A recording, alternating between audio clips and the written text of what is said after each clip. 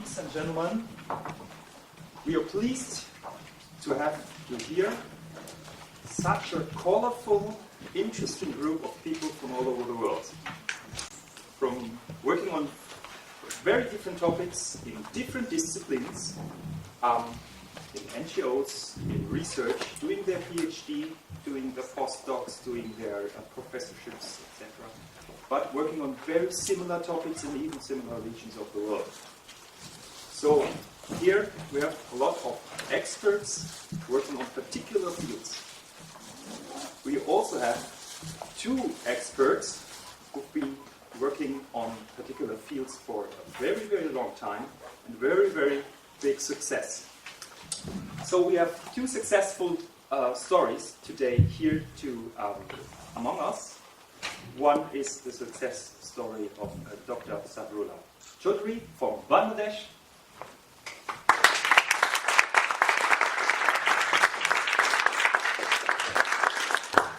He got the so-called Alternative Nobel Prize for his long-time work on health for the poor, improving the health situation of the poor in Bangladesh. And I think there are many stories we can hear from him where we can learn from for our own work, be it academically or practically. The second success story is the story of Professor Anwar Fazal, who is with us here.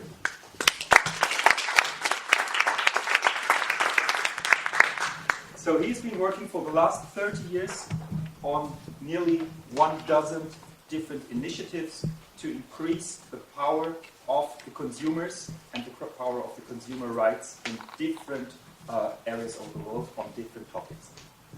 Regionally, nationally, as well as internationally and globally. So we are happy to have these two alternative Nobel Prize winners here. And tomorrow morning for the workshop, also another alternative Nobel Prize winner, Nimo Bessie from Nigeria, will join us.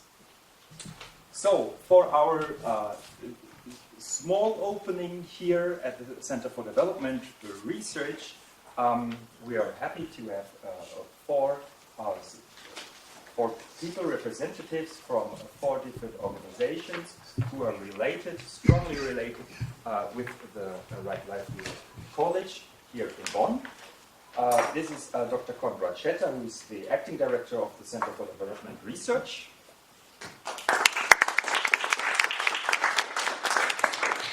This is Dr. Helmut Blumbach, who is the head of the program division South of the German Academic Exchange Service. I already mentioned Professor Anwar Fazal, who is also a professor at the Universiti Sains, Malaysia in Penang. And last but not least, Mr. Sharan Srinivas, who is the program and research manager of the Livelihood.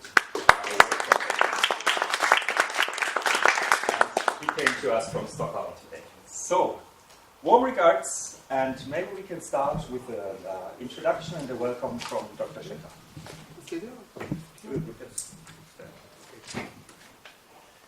Yeah, good morning, everybody.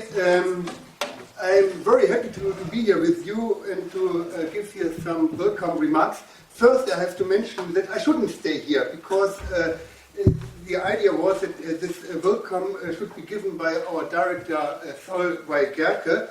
Unfortunately, her flight was cancelled and she couldn't come and make it here, so I only learned in the morning that I should give this welcome address.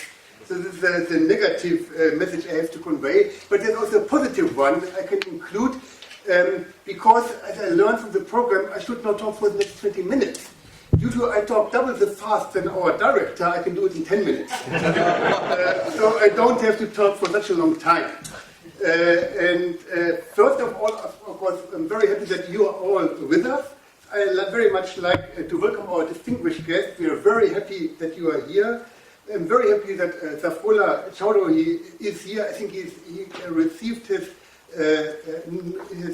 Alternative Nobel Prize for a very important issue, the issue of improving the public health, particularly because of the expensive of medicals and drugs. I think this is a very important issue in many countries of the world, and I know in particular because my wife, she's a doctor, and she's always blaming the pharmacy for the expensive drugs and medicines.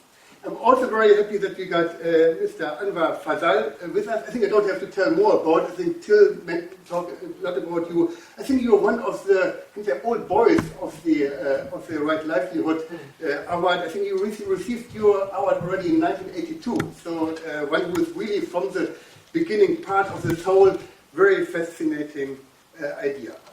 I also want to mention that Nimo Bassi will only join us tomorrow. And I think it's also a very interesting person because he particularly was active in the fight against the impact of the oil exploitation, as you might know, which is a huge story in Nigeria and the Nigeria Delta.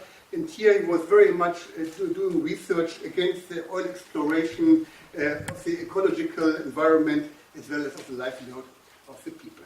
Of course, we are very happy that Sharan Srinivas is with us, and of course, we are very happy that also Helmut Blumbach is here with us today, because I think he's our main funder, the main funder of this whole Right Livelihood College. So we're very happy that you are here with us. You're the head of the program division South of the German Academic Exchange Service. We call usually DAAD, but I just learned by Anwar that it's also called DAAD in Southeast Asia. I will not now stop to give you a long talk about an introduction about what ZEF is doing. If you got an interest, we got a very nice movie on what ZEF is doing on our homepage. I just would like to link in the next 5 minutes what ZEF is doing and why it might be there some linkages to the Right Livelihood College. Just to tell you, I'd like to tell you that the Center for Development Research is a center of the University of Bonn. So we are part of the University of Bonn, and we came into being in the mid-1990s. It was the time when the German government decided to move the capital from Bonn to Berlin. And that time the question came up, what should happen with poor Bonn, this poor city? And then the idea came up, okay, Bonn should become the place for development research in Germany. And this is the reason why we find today more than 80 development agencies in and around Bonn, and why University of Bonn took up the idea of having a center of development research. And this is the reason why we are here. We are still, I think, a quite young institute, but I think also we are growing older day by day. Interesting with that is that we are a very interdisciplinary institute. This means that you find a wide range of researchers in our institute, starting from social anthropologists and ending with some economists or with some biologists. So we try to integrate researchers from the background of natural science research, from economics, but also from social and political science. Moreover, our idea is also to bridge the gap between, on the one side, fundamental research, what we are doing, on the other side, applied research. And this is, as you might know from your own PhD, it's every day we have to fight with bridging this gap, because it's a very difficult issue, particularly when you think about that you don't want to be in a nutshell or in an ivory tower, sitting in the ivory tower and just doing your research. But our aim is always also to transfer our ideas into the public, to talk to policymakers, to people who can really use our research findings. This is something we strongly try here at ZEF. I'd like to set up 3 issues where I see strong links between the Right Livelihood College and what our institute is doing. The first one is, of course, that we are so happy that we got the campus here at ZEF, is that there are already many relationships between our campus and some other ones. As you might know, there's one campus in Sweden, in Lund University, the Center for Sustainability Studies. The second one is the one, of course, of the Universiti Sains Malaysia, and our director, Solvay Gerke, she's here strongly collaborating with the second campus. And the third one is the one in Addis Ababa, at Addis Ababa University, and Till Stellmacher, he's very strongly collaborating with them, and we had, since the last 10 years, very fruitful cooperations and projects in Ethiopia, and we're always collaborating very strongly with this third campus. So we are the newest one, the fourth campus, and we hope also in future to collaborate very strongly with the three other ones. The second one is perhaps more interesting, particularly for the students who are here. So what might be important is that the Center for Development Research aims or get a strong emphasis on capacity building. So one of our main tasks is to build capacities, not only here in Bonn, but worldwide. So currently we got different programs in summer schools which we are carrying out, for example, in Accra in Ghana, in Addis Abeba, or since recently, for example, in Lahore in Pakistan. The second footprint is that we got here a international interdisciplinary doctoral student program.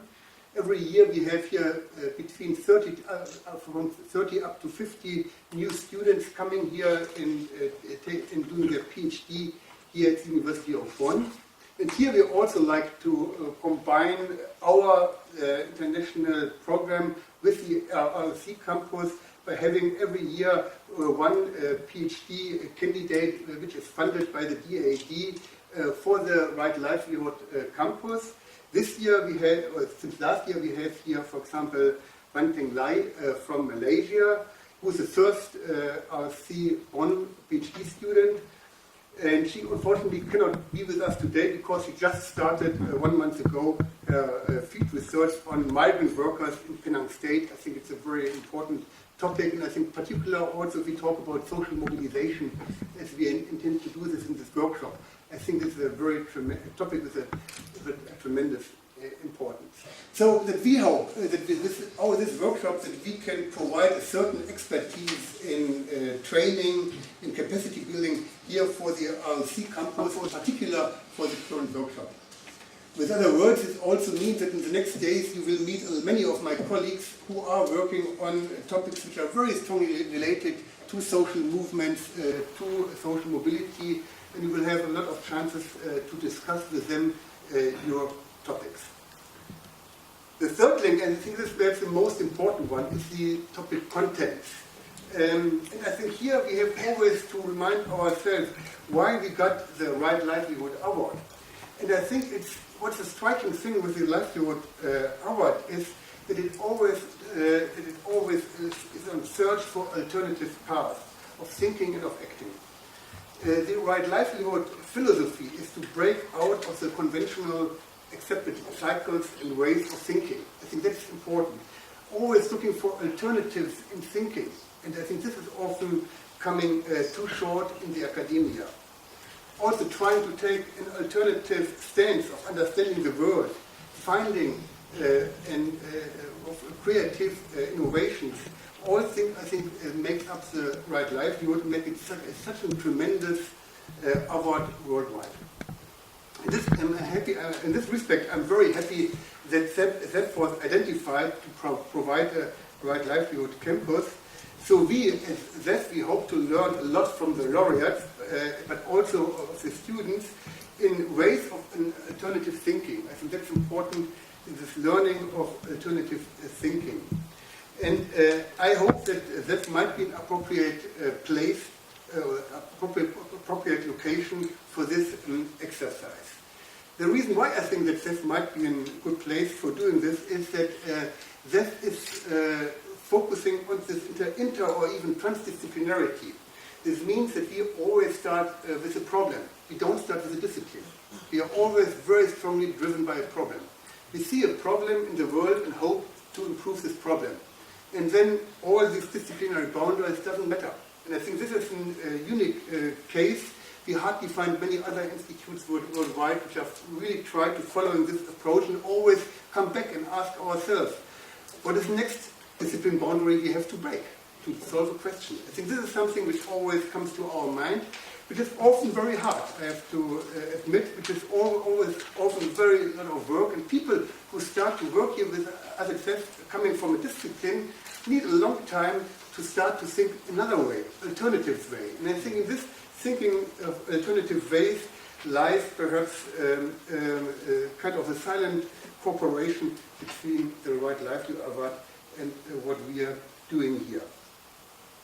What I think is here also interesting is that we at ZEF try to shift the perspective. So we usually are not focusing on general policies, on general of the large terms. So we don't start with international organizations, with the World Bank, the United Nations. No, we start with the local. We usually start with the local, with the farmer, with the fisherman. In our projects we are carrying out in Vietnam, in Ghana, in Ethiopia, Uzbekistan, and elsewhere. For us it's important always to start with the single persons or with the communities and to understand their livelihood strategies. And I think this makes a tremendous difference, because hereby we often learn about the dividing gap between, on the one side, the interpretation of life by global organizations, and on the other side, of local actors.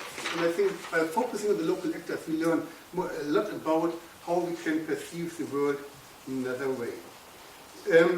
I'd just like to give you one example before I close my speech. In development policies, we very often observe that there's a fashion to believe in good governance. I think this is a topic which you can hear and read everywhere. But in the end, it does not mean something different than the introduction of the political rules and structures which are working in the West. To boil it down in a nutshell. Hereby we often do not see that also local formations of governance exist. And I think this we have always to learn. Also to see alternative way of how people strike the living. Just to give one example of my research I did in Afghanistan. And you can say here development agencies, when they entered after 2001 Afghanistan, they believed that they enter a war-ridden country in which you can't find one stone on the other, a country where really to start with everything from the scratch. And we did at that time, 5 years ago, a research project on local politics in northern Afghanistan. And there was one development project we had a strong interest in. It was a project on large irrigation, a project funded by the European Union. And there was a wonderful idea to build up this large irrigation. We have to build up water user associations. This was more or less the whole the idea of modern forms of governance and participation. But the whole project, which was I think about 50 or 80 million euro, neglected completely that there were local structures which somehow worked. And what was striking when I was in that region in the year 2006, there was a flood and one dam was broken, and in the very next 2 weeks this whole European Union project was not able to mobilize the Water User Association to rebuild the dam.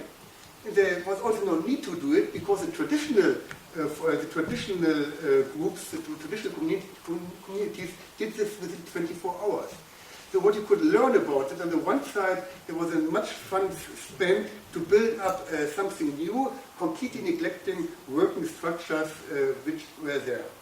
And hereby, I think I also like more or less to come back to with this example, with the title of this workshop we have here this week, Mobilization for Change, Social Movements in a Developing World. I think this is a very tremendous issue which was chosen for this year's workshop. And I think we have also think about, if we talk about social movements, that social movements are often seen as something dangerous, I would say. That it's somehow irritating the way how policy is made. It's something new. Policymakers often don't know how they should cope with it. Perhaps the last case was in Germany when the Piraten, the party of the pirates, came into being and took a lot of seats in German federal parliament. And these are facts which are somehow irritating people. So social movements, from where they're coming. We got to say, why we need social movements. This is something which often comes up, from where this power by the people is coming. more or less, it's something, those movements are the ones who are formulating alternatives to ongoing processes and the ones who really want to have a change. This means not only in regard to the outcome, but perhaps also in regard to the process. They are the ones who are really want to have a change. In my space, so I hope that one outcome of this workshop is a discussion about how to improve the political space, also the social space for this kind of movement, and how to provide them a stronger political acceptance. On the other side, there's always the peril, the danger, to see them only as a cheap substitute for deficient government structures. I think there's also a peril within these movements that they just become institutionalized and become then that what they never wanted to be. If you just scroll through the program, I'm sure you all had the chance to scroll through the program, you will see that in the next week we will discuss many different kinds of social movements, also from different angles. I was really fascinated by all the case studies which were brought up by the PhD students. I think the next week we will discuss on farmers, we will discuss on cooperatives, on social networks, street children, but also on political elites, religious movements, or journalists, minorities or journalists. So I think we got many different types of social movements we will discuss. I wish you all a very successful, or us all a very successful conference here. I think that there might, that we got that as well as the RLC campus got in mind to look for alternative ways, also perhaps to break out of our own thinking and saying, okay, perhaps the other one as well, or there's something new, interesting inside. So be open for something new. I think that's important. Many things goes again to the laureates, as well to the DAAD and Helmut Blumbach, and of course to Stellmacher, who organized everything. I think I could talk very much. So his office is next to my one, and I think I came often in this office during the last days at midnight or in the morning. He was always in the office. So I think it became in the last 2 weeks, last month, his second home for sure. And yeah, thank you very much. And I'd like to hand over the floor to Tim. Thank you. Thank you very much for this first talk. I think there were two issues which were particularly important. One was the problem orientation of the work which we are doing here at CEF since almost 1.5 decades. The alternative Nobel Prize winners, of course, do these problem orientations. They started with one problem, and they didn't start with one discipline and thinking about the discipline or studying the discipline first. And you, as PhD students, you work on problems. And we have a high diversity of different disciplinary backgrounds here, from anthropologists to economists to political scientists up to biologists, here in one room. This is what we find very exciting, and this is also how CEF functions. The second issue, what I found particularly interesting, is that we can learn from you, from your expertise in your particular fields, in your countries on the ground. So, and research has to be open. Research, you cannot sit in this ivory tower here. We can learn from you, and also to see which new and highly relevant research topics are coming up. Not only next year, but in the coming decades.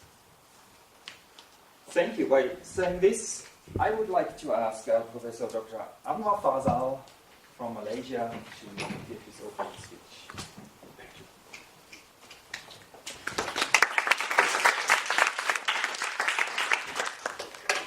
Brothers and sisters, Assalamu alaikum. Very good afternoon. You couldn't have chosen a better setting. You're sitting up there to see this forest out there, and the number of birds that actually came in to find out what we were doing. They came and they listened and they moved around, and I think they're passing the word around and say there's something unusual happening in this room, and they can feel the energy of so many continents of the world, because birds very often are intercontinental, and they are not respecting the kind of boundaries that sometimes other people have. I have a setting like this also in Malaysia, because the campus of the Universiti Sains Malaysia is also designed in such a way that it's supposed to be a university in a garden. And that's the philosophy. And the university also happens to be in an area, the address, called Minden, which is unusual because Minden is in Germany. It's in Germany, so that whole campus address, University Sains Malaysia, Minden, Malaysia. And very often people say, you're going to confuse the post office, DHL and, which is all over the world, of course, but it shows you sometimes very interesting links. Can you imagine a story where 300 years ago, the British and the Germans were together as one force, fighting, I think, the Dutch and the French, whatever it was called, the 100 Years' War or 1,000 Years' War, and a battle was fought in the town of Minden in Germany. And in that battle, Germany and England, the joint forces, defeated the enemy, whoever was the enemy, I can't remember, but you probably know in terms of history. And they won. And because they won, this particular British regiment that worked together with Germany always began to be known as the Minden Regiment, because they won that war in Germany. And they were so proud. Maybe it was the only war they ever won. They were proud. And sometime in history, it was about, I think, 60, 70 years ago, that regiment was posted to Malaysia, because we were a colony, and they occupied this barracks. And they decided to change the name of the barracks to Minden, the Minden Barracks. So it's interesting how global events suddenly end up taking new kinds of occupying situations. And the bulk of the people in Penang, bulk of the international people, don't really know this stream of history that actually occurred. And yet it is so important, because connectivity now is a very complex thing, and you will be amazed to find how connected sometimes you are. Suddenly, in fact, we examine, some of us may find that we're actually cousins. I mean, we are all cousins to our friend from Ethiopia, of course, but even more closer. But that is the new kind of world opening, which over many years, because of national boundaries, we had imprisoned, we had imprisoned people all over the place, when we were actually beautiful waves of interconnectivity over history, depending on nature and many other things, but we changed. And now what has happened is that there is another big move towards interconnectivity. And this interconnectivity now through internet, web, Skype, I mean, you transcend all the kinds of barriers that were there before.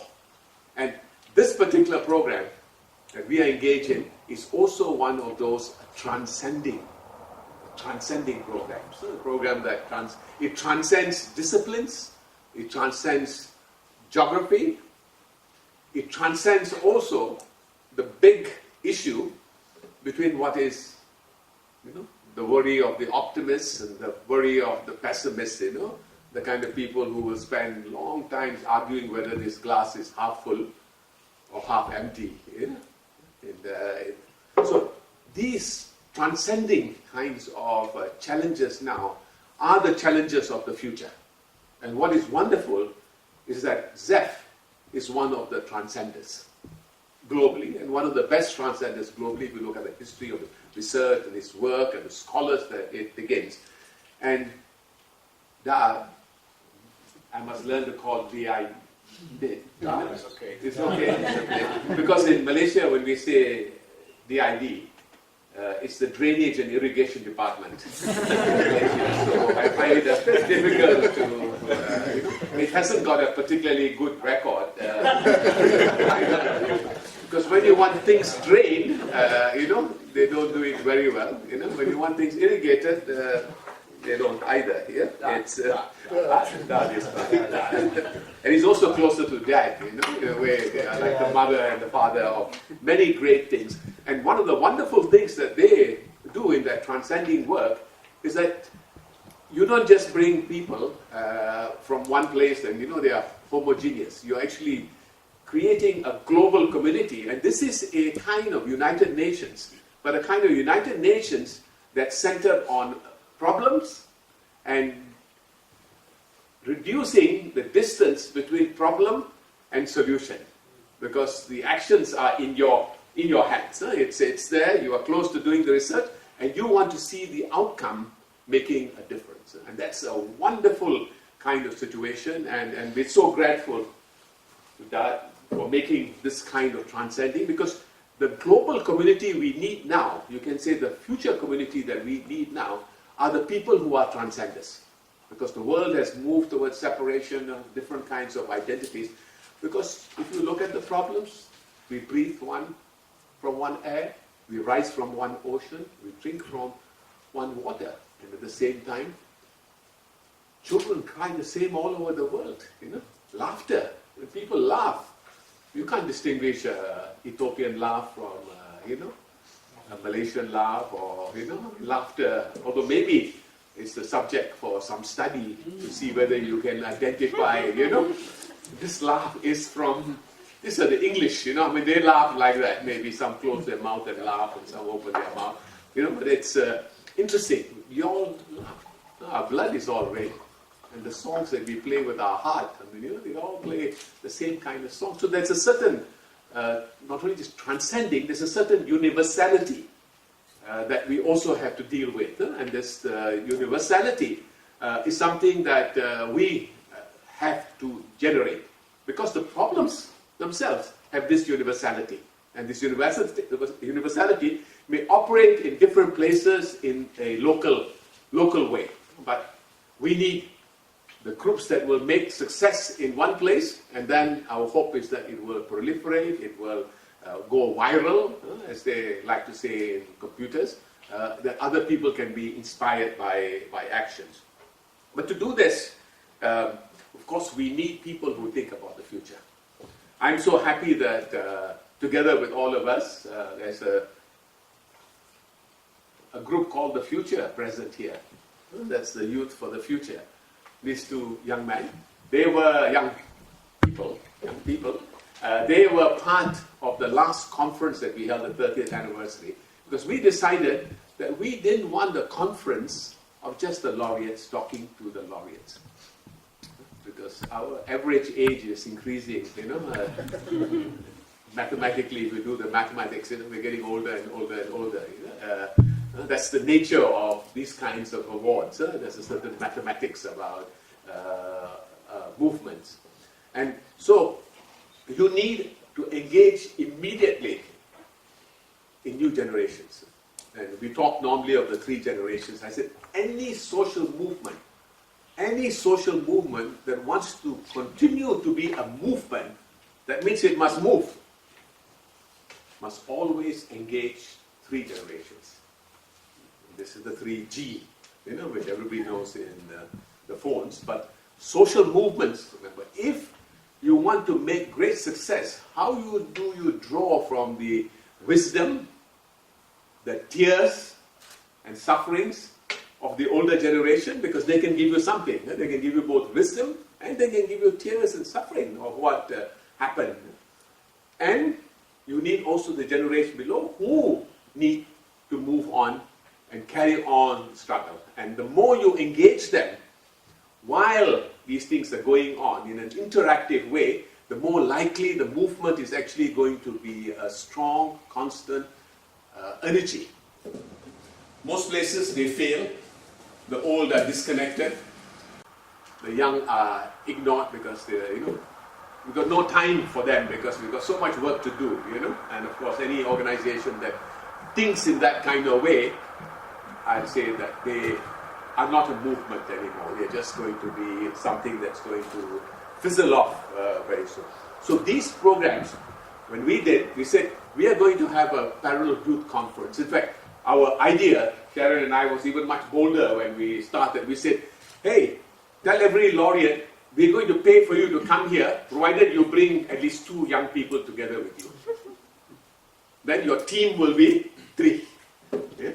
And you will come for the conference and you'll bring 2 young persons who are like the interns and they will be the future. They will come here, not only do they relate to you, they will relate to wonderful other laureates, plus they will relate also to other young people all over the world, and you build again the transcenders, you build again that kind of universality that you need for dealing with the future. So they said, well, it's too complicated, this is a joke a little bit. I mean, we already got baggage to carry, and then we have to carry these 2 young people also, You know how people talk sometimes, too much baggage, So we said, never mind, okay. We will do 2 things. One, we will encourage, and we had this wonderful arrangement of the Youth for the Future group. All very young people organizing a parallel conference, drawing on the laureates, and a group of them always attending our conference. And then we decided also that all the conference reporting will be done by postgraduate students, so that we begin also the kind of link that is being made here in ZEF with postgraduate. We said, look around, advertise, use the ZEF network in place. Would you like to come and spend 1 week with around 100 amazing people from all over the world? You will stay with them, but you have to be rapporteurs. You work, but you have total access. And so that was again an amazing way of linking up the 3 generations of work. And it was amazing if you look at all the young people who were there. They were, wow, because usually they are asked to come and man the registration desk or, do what would be manual work, but not the engaging work. They become cheap voluntary labor. So that engaged us in a different kind of way. So those are the kind of spirit, the kind of transcending spirit, the universality spirit, the 3-generation spirit. Because if you have that, then you really have social movements that move ahead. And social movements that will move ahead, that also will transcend institutions. You can see how different universities from different parts of the world are linking up together, and they see so many connectivities. We find different governments engaging with us. And through this, we have this wonderful phenomenon, or a wonderful platform of change persons and academics making closer links together and reducing the distance between research and teaching and action. Because we want to see things moving at a much, much faster stage. When I was looking at the birds, also, I was reminded of probably the first major work in modern times on good governance. It was called the Conference of the Birds. How many of you have ever heard of a book called The Conference of the Birds? What person is rough? Trying to put up the hand, not sure. I heard of it, but I couldn't say more. Do you know the author? No. Attar, A-T-T-R, Attar. Now he was a Sufi writer in Persia, a remarkable person. And what problems did they have at that time? You had a governance system that was usually a powerful leader who was a dynasty. Now, for you to challenge those kinds of people, if they're doing wrong, it's not easy, because you will get, your head will be separated, will be living in a different place from the rest of your body, let's say, you will be asked to go and live somewhere else. All kinds of things will happen. But this remarkable author, writer, his book is one of the Penguin classics. If you take the classic books of the world, and if you were doing 300 or 500 classic books of the world in the last 500 years, this book will be there. but yet it's sort of like forgotten. And what happened was that he wanted to give some important messages to the people who run the civilization or their empires and so on. So what he did was to get a story where the king has died, or the emperor has died. And birds from all over the world come for this conference to discuss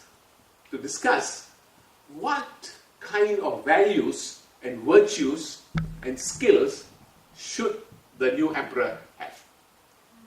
So it was an unusual, and he couldn't make a statement, say, hey, let's have this together, and say you are biased, you are trying to promote this person, that. But to put it into a play, to put in a story, that each bird, as the journey continues, tells the story of how they have experienced a person, they selected this person on this basis, and the person turned out to be like this. So the parables of all the different kinds of birds, and each bird is different, and each tells their story, and the whole thing leads up to an amazing story of all the kinds of issues that we have to worry about when we talk about leadership, when we talk about virtues, we talk about skills, we talk about the kind of leadership that we want.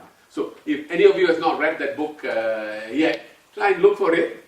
It's not going to be easy reading because it very often is made into an opera. And the people sing the opera, you go up and down your body, but you don't know exactly what sometimes is said. There's a British version, which is the opera version. There are simple versions. There are now also children's versions that they're trying to simplify this because it's a powerful way of mobilizing thought, and the total way, and using, again, the birds and the universality of these birds, and yet the difference of the birds, because the pigeon has a different story from the peacock, with a different story from the flamingo, or it's just amazing, the diversity itself. So this kind of social mobilization efforts even come from literary people in unusual kinds of ways. So our challenge, I think, covers three maybe areas, and I will tell a story for each one of them. The first one is somebody, you go up and the person is laying bricks. And the person is laying bricks, and you ask the person, what are you doing? And the person says, I'm laying brick. There's another person laying there, and you ask him, what are you doing? He says, I am building a school. I am building a school. They're doing exactly the same thing, but the first one says, I'm laying a brick. The other person says, I'm building a school. And you go to a third person, says, what are you doing? He said, I want to make a better world. That's why I'm here, helping out in this particular enterprise. So his vision is not just the brick only of the school, but he has come because he wants to see some transformation. And this building and the laying of the brick is a symbol of something big that he wants to achieve in the future. So he may be from the German volunteer service helping this particular country to put something on, because for him it's not just a brick in the school, but to have a better world out there.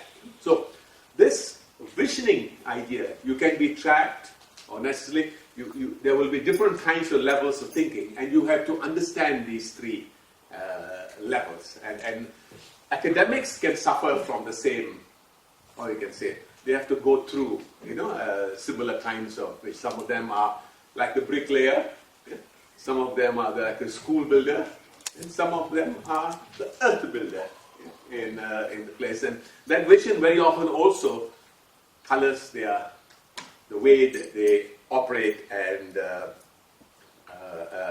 move forward. The second story is, you've heard of Sherlock Holmes and Dr. Watson? Anybody not heard of them? They are detectives, very famous detectives in history. The most famous, I think, maybe they didn't even exist, but it's amazing how non-existing things can become very famous and very popular.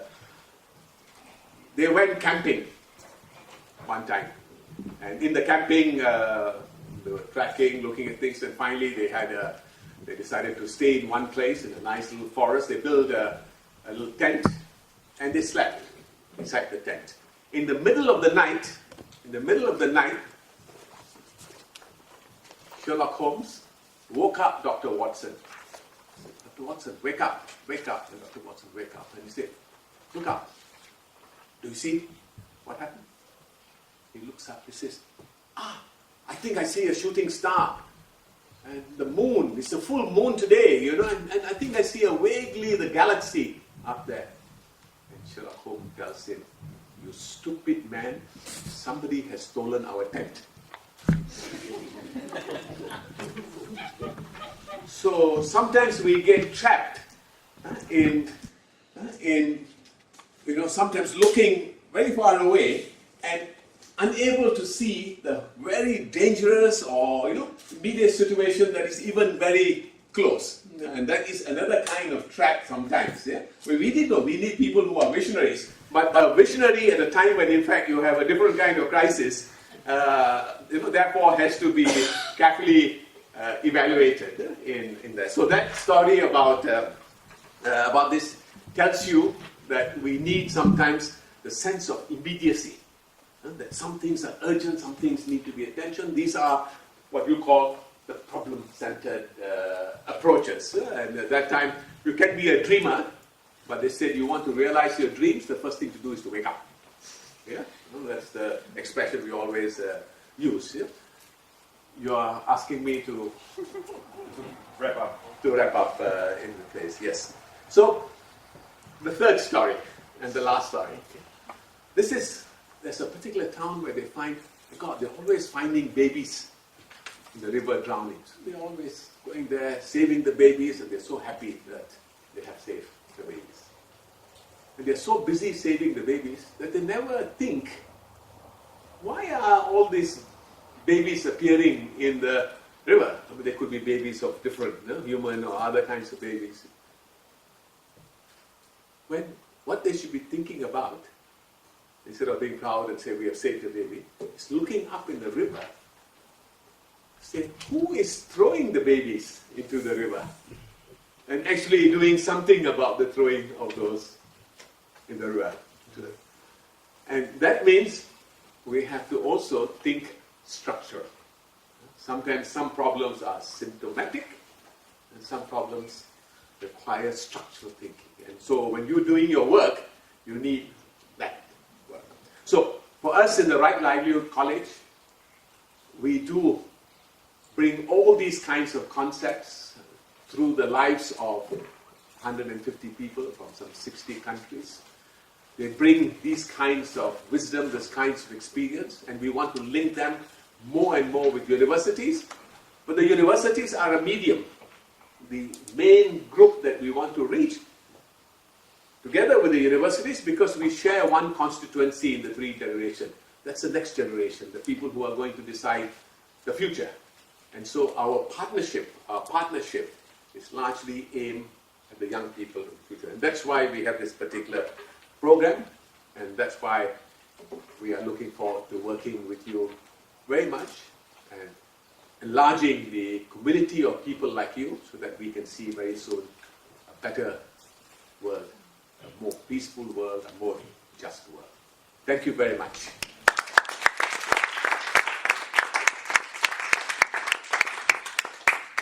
Thank you very much, Professor Anwar, Fazal. So there were two things that I found particularly interesting and striking. One was that, the laureates got the award for dedicating their lifetime to one idea which successfully worked out in practice. So they dedicated their lifetime. This means that they are normally, not always, a little bit more senior in age. Students are normally at the beginning of their careers. Not always, but more general they are. So even in this room, so we can find different generations, and I think this intergenerational exchange, problem-specific, problem-oriented, this is quite important, and I think also this platform of the RLC offer this, as you can see here in the room. Second thing what I found very important is, of course, this internationality. And you mentioned, Anwar, the connections, the German-Malayan connections 300 years ago. Yeah? And nowadays, I mean, connections, of course, are many more. You know about all these globalization issues, but the academic exchange, of course, is more important than ever. And it's interesting to see the scholars of the great Greek scholars of 3,000 years ago, or the Roman scholars. Already they did a kind of international academic exchange at these times. So this is quite important. And of course, nowadays it's on larger scales and globally. But I mean, this is nothing new that we invented here since 30 years ago, or that the DAAD invented. This has always been there, and this is the crucial point for research to exchange with other ideas. Okay, next I would like to ask Sharan, Srinivas from the foundation, the Livelihood Award Foundation from Sweden, from Stockholm, from the Award Foundation from Stockholm, from the Award Foundation from Stockholm, from Stockholm, from Stockholm, from the Award Foundation from Stockholm, from the Award Foundation from the Award Foundation from the Award Foundation from Stockholm, from the Award Foundation from Stockholm, from Stockholm, from the Award Foundation from Stockholm, from the Award Foundation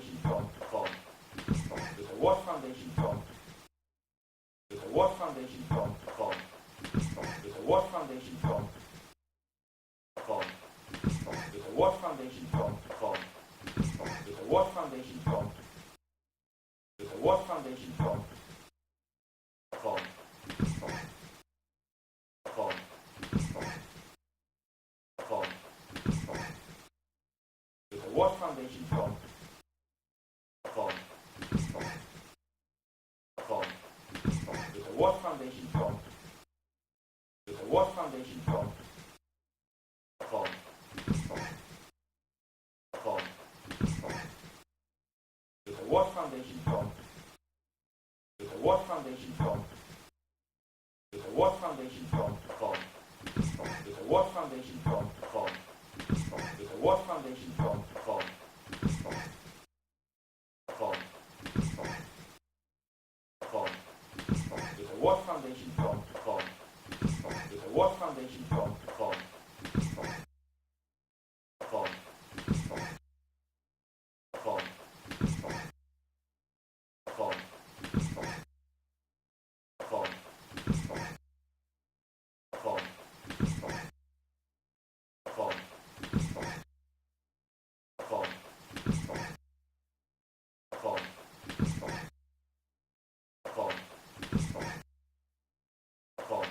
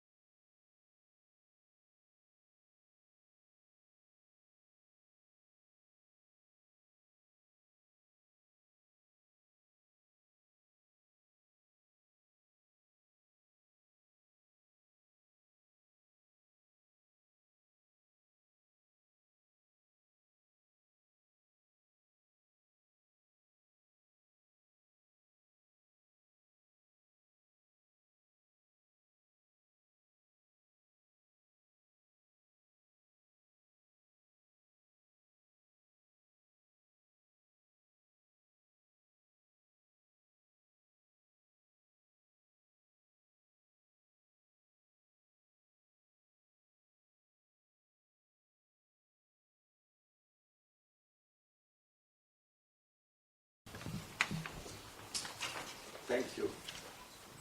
On behalf of DAAD, I would like to give a warm welcome to all of you to our laureates, to especially, and of course to the colleagues from the Livelihood College and the Center for Development Research, and of course to you, the students, the PhD students who are here to have the chance to meet the colleagues and the laureates.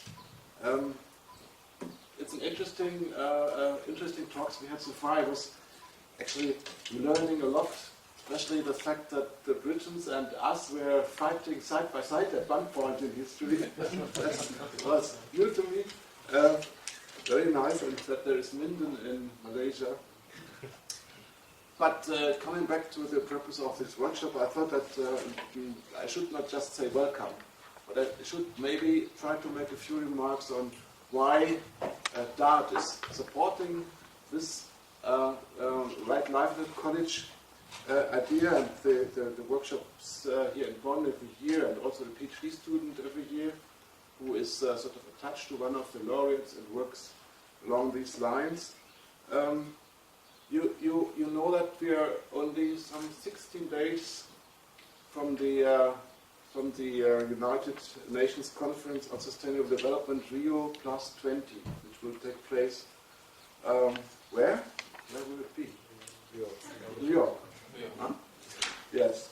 And thousands of people will participate, government leaders and their advisors, of course, NGOs, scientists, to discuss how we can reduce poverty, how can we advance social equity, how can we ensure environmental protection on a planet which is getting more and more crowded. Whatever the outcome of this conference may be, some people will be very disappointed, others may be or feel encouraged. The whole preparation process, these numerous international conferences, hearings, research, which has been done, made it very clear that we are heading towards a unprecedented sort of crisis.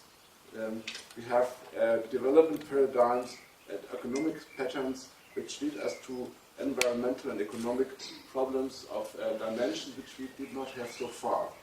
And we all are or have to be aware that facing these challenges, change is sort of inescapable. Even those who like everything as it is, they will not be able to do so.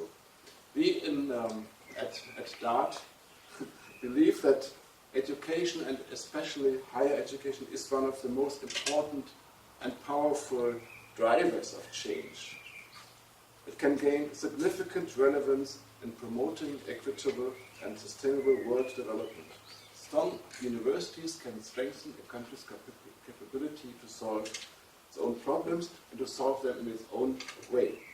At the same time, strong and independent universities serve as catalysts for change.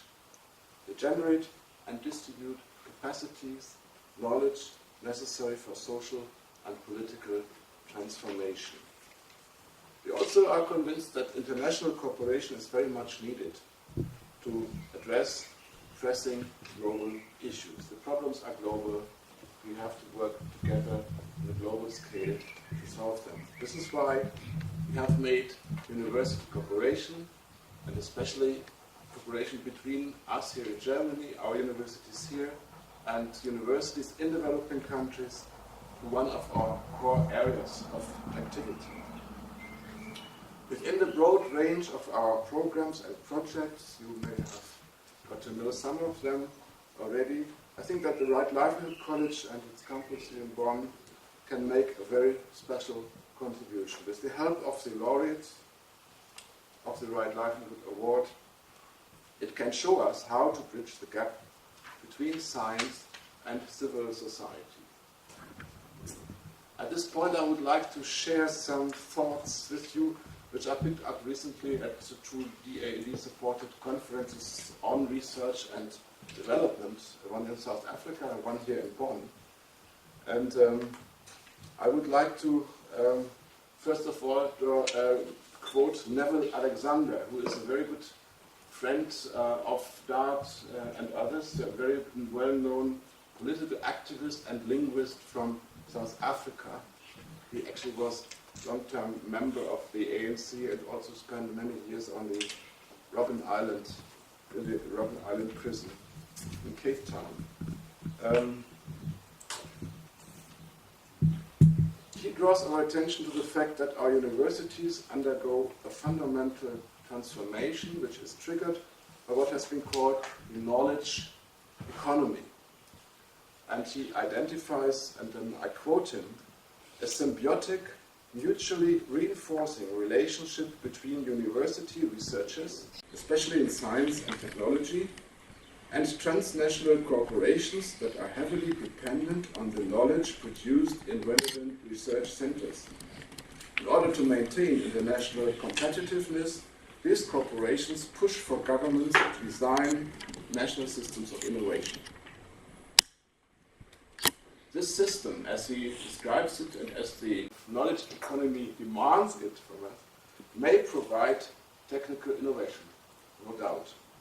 But it also widens the gap between the networks and markets of the knowledge economy or the knowledge society and the millions across the globe who remain disconnected and whose needs and aspirations are not reflected in this type of knowledge production. However, as Neville Alexander puts it, and I quote again, civil society, or more precisely the disempowered mass of the people, in some sense is one of the main constituencies to which any university, especially in the South, has to be accountable. And in order to be accountable, we need more research into socio-economic and cultural aspects of change. We need the humanities, which are at times downsized and marginalized in this new system of knowledge economy, and we need the cooperation of universities with the civil society. This is, from my perspective, exactly what the Right Livelihood College stands for. My other friend who I would like to quote is Eliseo Macamo, a sociologist and a DAAD alumnus from Mozambique. And he told us in a recent meeting that development-related research should not focus on practical solutions for problems, but on the problems for which solutions are needed. I quote him, I translated it into English now, it's not his English, but I tried to. The world, especially Africa, is drowning in a sea of solutions, which well-intended people hold ready since decades. In other words, in Africa, solutions are not always the solution, but rather the problem. Ready-made practical solutions, mostly from the North, prevent a real dialogue of researchers and prevent them from asking the right questions. And the right questions, according to Dr. Macamo, are for his environment, for Africa. Why don't Africans find their own solutions? Why are Northern researchers so concerned about African practical problems? Do they have the historical and cultural knowledge to assess the consequences of their solutions? And to really embark on a dialogue in answering these research questions, Macamo suggests a new type of North-South research partnership in which the agenda and the funding guidelines are not being set by the Northern partners alone. Even in this regard, in asking the right question, the right research questions, and empowering communities to develop their own appropriate practical solutions, I see the Right Livelihood College as a pilot project from which all of us can hopefully learn a lot. The Right Livelihood College, and this workshop in particular, offers a unique opportunity to link ambitious multidisciplinary or transdisciplinary research to real-life problems. It encourages the development of innovative approaches. Knowledge transfer here does not begin only once research results are published, and instead researchers and practitioners work together in the formulation of research questions and even in their research activities. Research outputs alone will not amount to knowledge adopted by society. Interaction with and involvement of the civil society is key to the relevance of research partnerships. It is a an honor and a pleasure to contribute to this outstanding initiative by supporting this workshop. I will support it next year and the year after. And also sort of devoting one PhD grant every year for research related to right livelihood topics. And we think that for you, the students, the working together with the award holders, award laureates, offers a unique opportunity for students and researchers, not only to gain knowledge, but also to reconsider theories, models, and assumptions in the light of developments in the field. So I may call the Right Livelihood College a future lab for research and impact on real-world problems. As Anwar Fazal put it, today's problems can only be addressed together, and we need the inspiration of success stories. I'm sure you will find this inspiration here, and I would like to thank once again everybody who's sort of catering for these inspirations and make this workshop possible. Thank you.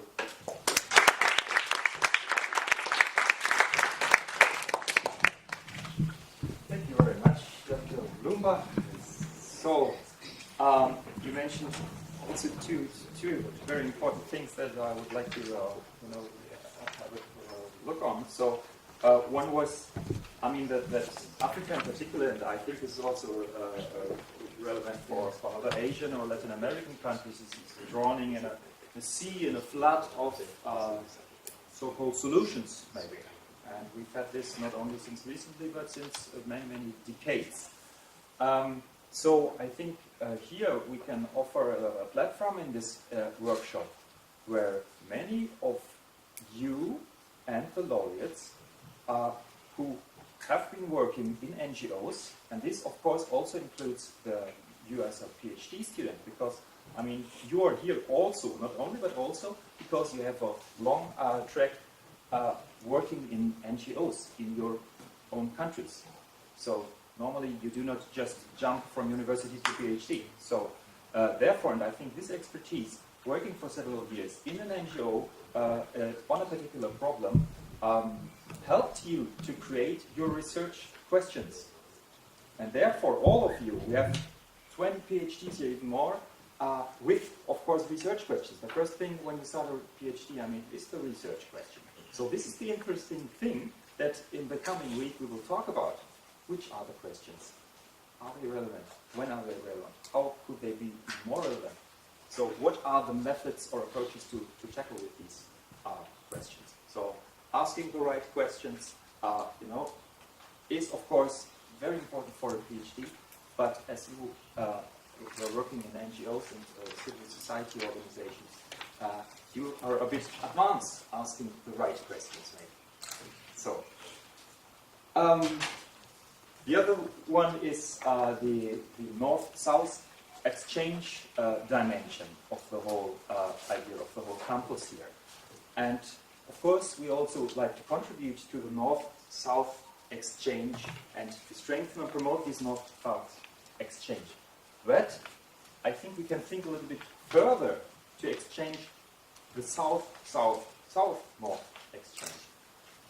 As we have people here from Latin America, from Africa and Asia meeting here together, it's not about only meeting in Europe, in Germany, and discussing here, and then each individual goes back to his own country. So the idea is to also to create a South networks and exchange and interaction, mutual learning. So, having said that, time is up. Thank you very much for your talks, and so thereafter we'll have a small kind of reception and coffee outside. Of course, you're all invited. And in the coming week, as you have seen in the 10 pages of program, we'll have so many discussions, interesting talks. We'll have group work. We'll have public panels in the University Club here in Bonn. We'll have talks. We have a photo exhibition even on the work of the laureates. We'll have a theater play on Thursday. We're particularly happy to have theater play people from Freiburg here. So you see already we'll have a very, very busy week. And I think and I know you're all prepared for this busy week. But first, let's have a small reception, some coffee together. But please let us make a photograph, a group photo, before we rush into the coffee and the discussions outside. So maybe first we'll have a group photo and then the coffee and the discussions. Thank you very much for coming.